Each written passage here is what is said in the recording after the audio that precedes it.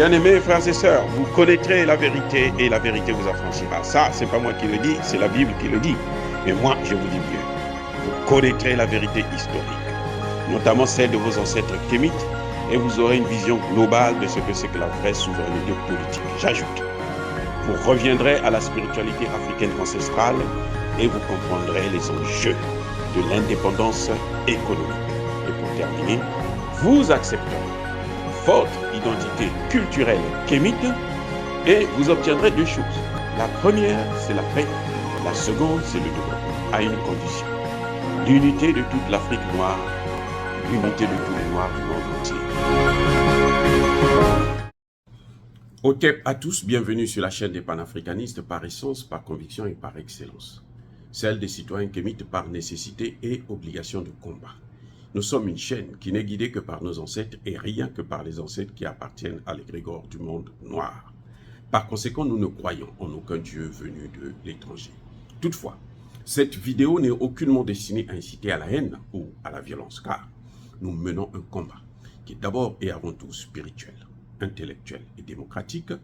Ensuite, il est politique, géopolitique et géostratégique, contre l'impérialisme, le colonialisme, le néocolonialisme et l'endocolonial, qui sont tous qualifiés de crimes contre l'humanité. Nous menons ce combat sur la base du principe fondamental que nous avons hérité de nos ancêtres kémites, qui est celui de la Mahat, c'est-à-dire solidarité, vérité et justice. Vous êtes donc en droit de connaître la vérité et nous avons l'obligation de vous dire la vérité, rien que la vérité, afin que justice soit rendue au continent africain. Et ça, c'est notre modeste contribution dans cette noble lutte en faveur de la souveraineté, la dignité, la solidarité et l'unité africaine. C'est exactement ça que nous appelons le panafricanisme. Bien-aimés frères et sœurs, nous allons vous parler du malheur du Congo. D'où vient le malheur du Congo? Le Congo, Brazzaville, bien entendu, mon pays natal, est un pays qui n'est pas maudit, non, il est béni, mais que les dirigeants qui se sont succédés n'ont cessé de maudire. En fait, le Congo, finalement, devient comme si c'était un pays maudit. Il n'y a pas de plus grande malédiction que d'honorer son bourreau, que d'honorer l'assassin de votre père ou de votre mère. Il n'y a pas plus grande malédiction que ça. C'est pas possible, les gars. Il n'y a pas, je répète encore, il n'y a pas plus grande malédiction que d'honorer celui qui a assassiné votre père, celui qui a violé votre mère, celui qui a tué votre fils, celui qui a... Vous les honorez là, vous prenez une malédiction incroyable. Parce que nous savons que chez nous, en Afrique, notre tradition, les morts ne sont pas morts. Ils ont seulement transité. Ils vont dans un autre monde où vous ne les voyez pas, mais ils continuent à agir pour vous protéger, pour vous accompagner, pour vous conseiller. Mais ces morts-là, quand ils vont voir que vous êtes en train d'honorer ceux qui les ont précipités avant leur temps à la mort, eh bien, croyez-moi, ils ne seront pas contents. Et ils vont vous tourner le dos. C'est le cas du Congo-Brazzaville. Je répète. Écoutez, nous sommes en train de louer notre bourreau. Même mort, là, on continue à le louer. C'est incroyable. Vous voyez, là, je ne parle pas de la France, hein, qui nous a colonisés. Non. Je parle du premier de ceux-là qui est venu, qui a découvert le Congo pour le coloniser, de De Brazza. De Brazza est venu rencontrer le roi Makoko. Et notre aîné Théophile Obenga est bien placé, le professeur Théophile Obenga, qui est reconnu comme étant un grand, sinon le plus grand après Cheikh Anta Diop, égyptologue du monde. il pourra témoigner. Makoko là, a reçu de Brazza. De Brazza est venu lui faire des propositions ignobles, ridicules, imbéciles. Et de Brazza, Makoko n'a pas accepté les propositions de Brazza de gérer ensemble le royaume du Congo.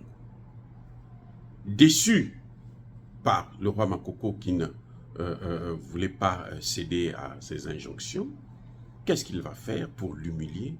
C'est de violer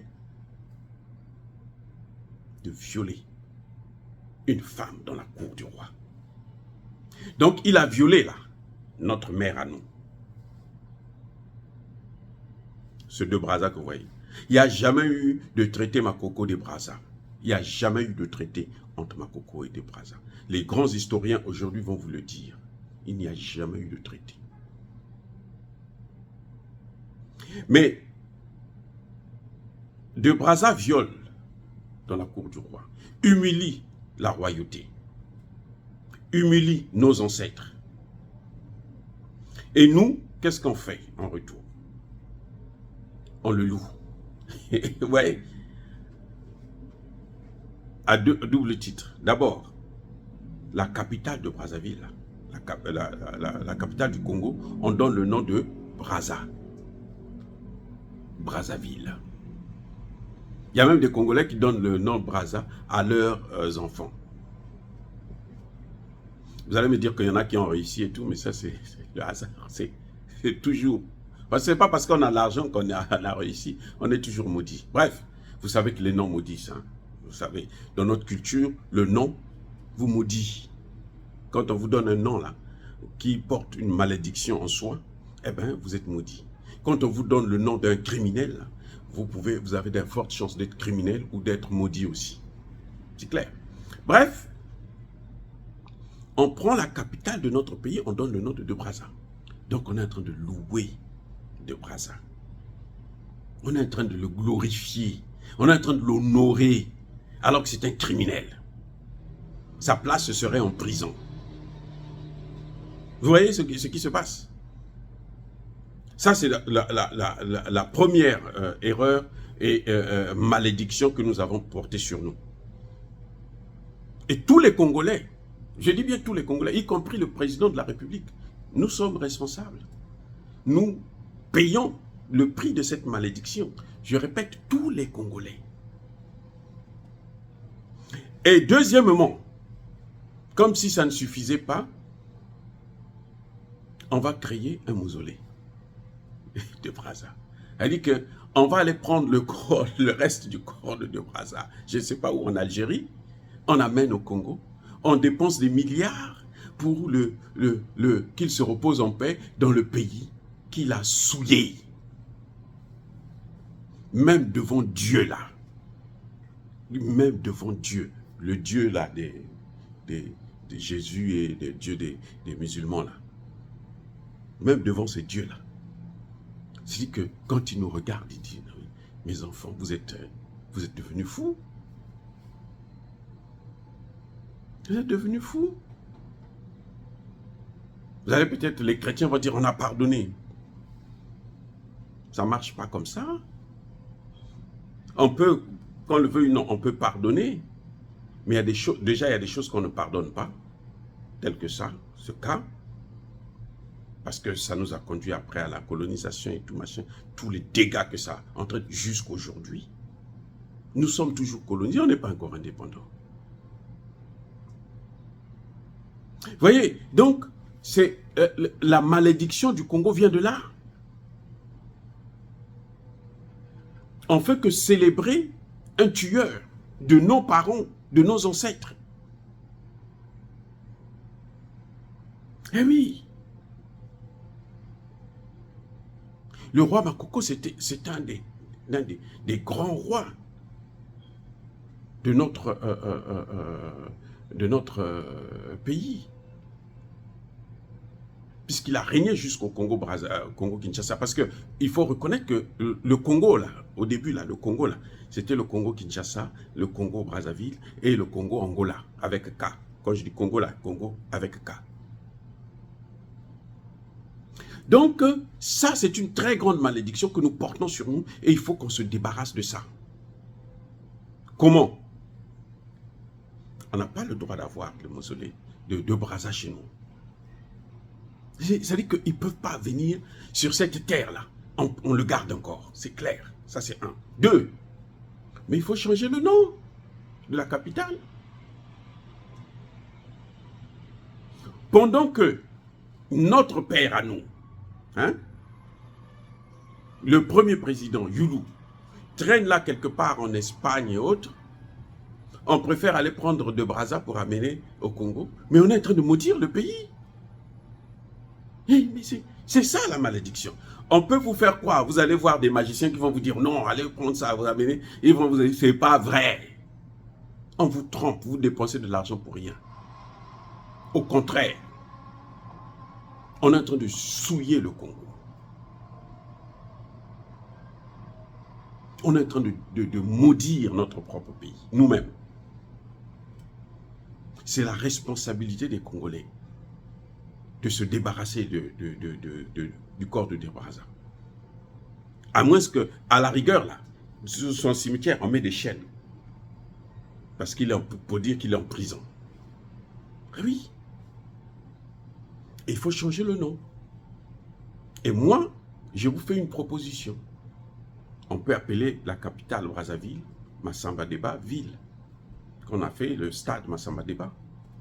Parce que Massamba Deba, jusqu'à preuve de contraire, qu'on l'aime ou qu'on ne l'aime pas, là, il faut reconnaître que c'est l'unique président qui a fait des prouesses dans notre pays. C'est le seul, malheureusement. On en a eu beaucoup, mais celui qui a fait des œuvres que nous avons tous vues, qu'on ne peut pas nier, qui a bien géré notre économie, c'est Massamba Deba. Et il est mort dans des conditions lamentables. Parce qu'on n'a même pas retrouvé son corps. Et la famille continue, nous les Congolais, parce que c'est un ancien président, donc tous les Congolais continuent à faire le deuil de Massamba Deba. Tant qu'on n'aura pas trouvé son corps. C'est ça le problème. Donc, voilà l'homme qu'il faut honorer en premier. Après, on verra les autres chefs d'État par rapport à ce qu'ils ont fait, par rapport à ce qu'ils ont laissé. Mais l'homme qu'il faut honorer le premier là, c'est Massamba Deba. Et ça, c'est l'honnêteté qui l'oblige. Et Massamba Deba, ce serait mieux de donner le nom de notre capitale, Massamba Deba, ville. C'est ma proposition. Ça, c'est juste une proposition. Mais en tout cas, ce qui est de la malédiction, allez-y voir vos experts là. Vos voyants, vos féticheurs, vos marabouts, vos magiciens et autres, ils vont tomber sur le même point de vue que le mien. En tout cas, sauf si c'est des escrocs. Mais je ne vois pas quelle raison peut nous permettre de louer. C'est comme si nous, on va aujourd'hui louer de Gaulle. Quelqu'un qui est venu nous maltraiter, on le loue. La case de Gaulle, l'avenue du général de Gaulle. Vous savez que nous attirons la malédiction nous-mêmes, sur nous. Il faut que ça s'arrête. Mais en tout cas, je serais bien heureux que la capitale, hein, Brazzaville, puisse changer de nom pour être Massamba Deba ville. Point d'interrogation. Ça, c'est mon point de vue. Dire cela, c'est inciter à la haine ou à la violence, non. Yaba colère, Yamalembe. C'est un débat intellectuel. Il faudrait qu'on puisse trouver des solutions parce que notre pays va mal. On va dans le mur là en sifflant. Ça va très mal. Et la situation va s'aggraver dans les jours qui suivent. Je vous ai dit que le FMI là, qu'ils sont allés chercher là, qui n'a jamais développé un seul pays au monde là, est prêt à nous avaler. Les Occidentaux, là, avec la guerre en Ukraine, là, ils sont tellement fâchés d'avoir perdu, d'avoir été humiliés en Ukraine, qu'ils veulent en finir avec l'Afrique.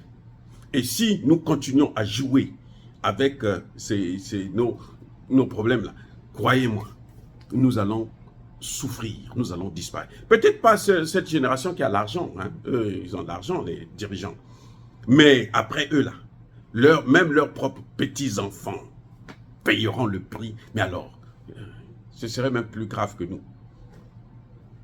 Ah oui, parce que quand ils vont se rendre compte que c'est à cause de leurs propres parents qu'on est dans cette situation, qu'ils sont dans cette situation-là, croyez-moi, il y a des gens qui vont cracher sur les cadavres de leurs parents. Oh, bien-aimés frères et sœurs, encore une fois, soyez bénis, abondamment bénis, par le Dieu de Kémite et par nos ancêtres angélisés. C'est le débat. Nous sommes des intellectuels. Les autres intellectuels, au lieu de venir insulter, venez débattre. Venez apporter des propositions parce que nous cherchons des solutions pour sortir le Congo de cette situation. Et moi, la première des choses que je pose sur la table, c'est d'abord de changer de nom. Et il faut honorer nos propres présidents, nos propres leaders, à commencer par le président Massamba Deba. Et ramener le corps de Youlou au Congo. Voilà ce qui va nous honorer. Voilà ce qui va nous élever. Ce n'est pas aller prendre des gens, des voyous, des voleurs, des criminels pour les amener enterrer au Congo. Soyez bénis, abondamment bénis. Je persiste et je signe par le Dieu de Kémite. Mais que tous ceux qui persécutent le continent africain le pillent et le déstabilisent. Qu'ils soient noirs, blancs, chinois, arabes, indiens, qui qu'ils soient maudits, punis, foudroyés, neutralisés, effacés, écrasés par ce Dieu des Kémites et par nos ancêtres angélisés. Vive l'Afrique éternelle, j'ai dit et j'assume.